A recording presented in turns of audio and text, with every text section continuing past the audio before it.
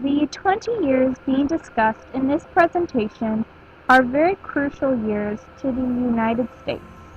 20-plus events will be discussed, beginning with the colonists coming to American soil and soon after sparking the French and Indian War, also known as the 7 Years' War.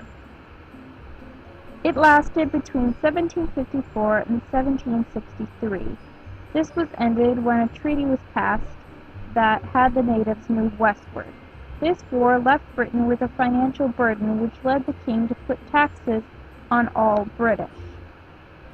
In 1764, Parliament passed the Sugar Act, which taxed imported sugars. This taxation put on both British soil and the colonies, so the colonists were accepting. However, the colonists were less than tolerant with the next act, the Stamp Act.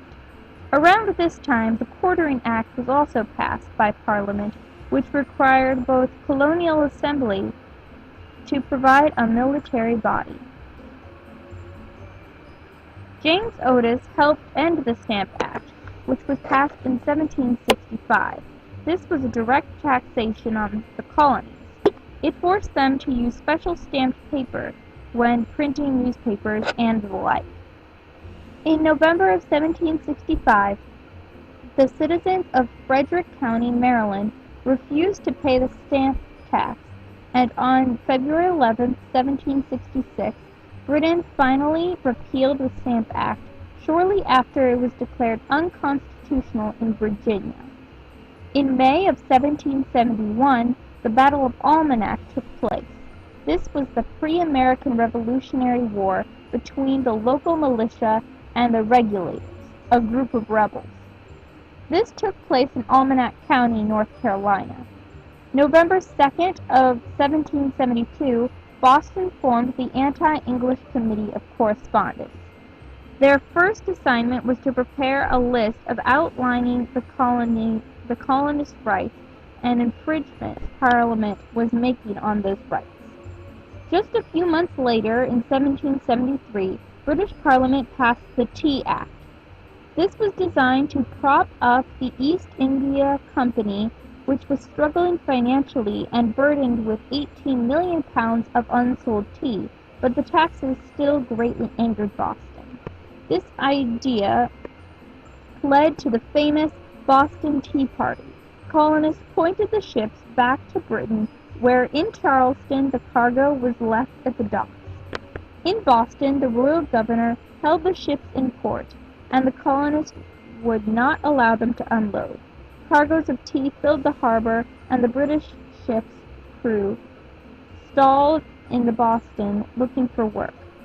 This inspired Benjamin Franklin to write, "There was never a good war of bad peace." June 2nd of 1774, the Intolerable Acts were passed, which amended the original Quartering Act. It allowed the governor to house soldiers in uninhabited residences.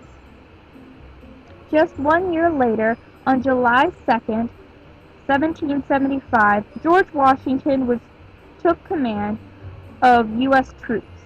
In 1775 is also the year the famous story of Paul Revere took place, followed by the Battle of Lexington, which was won by the British.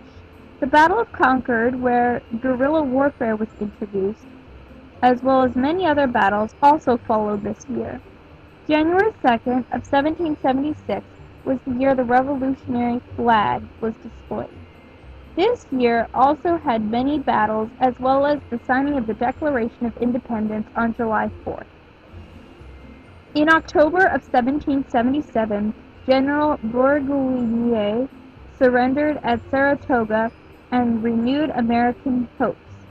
The battles continued until finally on September 3rd, 1783, the Treaty of Paris was signed and ratified 1 year later. This signing ended the war.